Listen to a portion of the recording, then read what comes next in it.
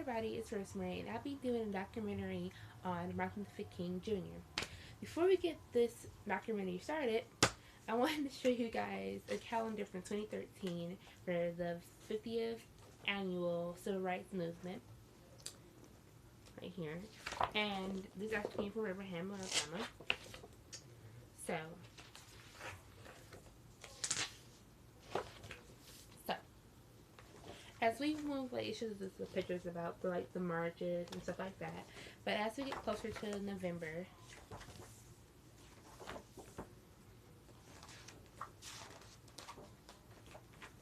you see these two people, and that lady there is actually my grandma, and they actually have this picture hung up in a museum, but they did not know this lady was still alive at the time, but she is now deceased. Also, and throughout this video, I want to do an interview with my stepmom and my granddad to show you how racism is now and how it is now and how it was back then from the two of them and stuff like that. So to get this documentary started, so Martin Luther King Jr. was born in January 15th, 1929, Atlanta, Georgia. Martin Luther King Jr. was the middle child of Michael King Sr. and Alberta Williams King. The King and Williams family were rooted in rural Georgia.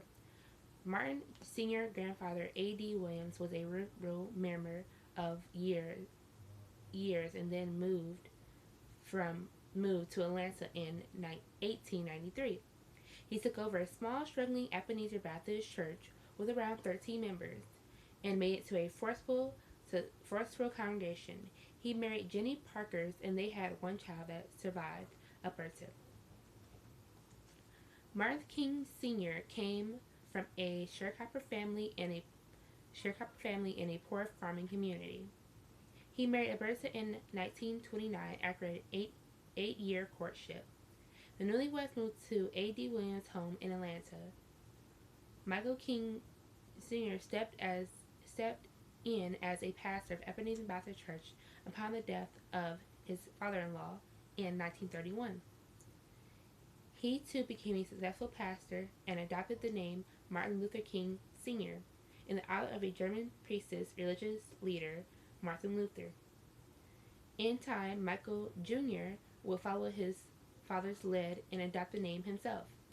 Young Martin had an older sister, Willie Christian, and a younger brother, Alfred Daniel Williams King. The King children grew up in a secure and loving environment. Martin Sr. was more the disciplinarian, while his wife generously easily balanced out the father's more strict hand.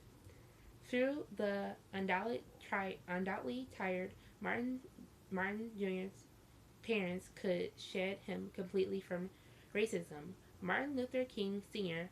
fought against racial protests, not just because his race suffered, but because he considered racism and to be an effort to God's will.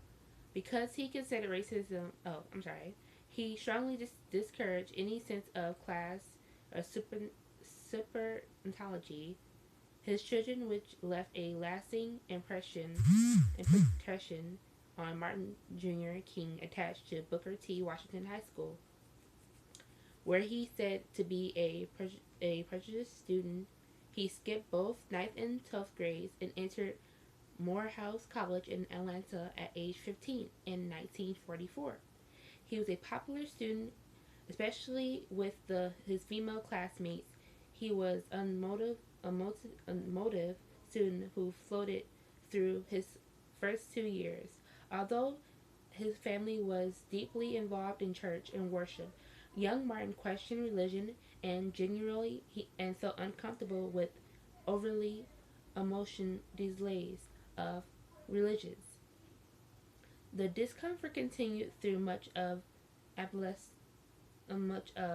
his entirely, leading him to decide against entering the ministry.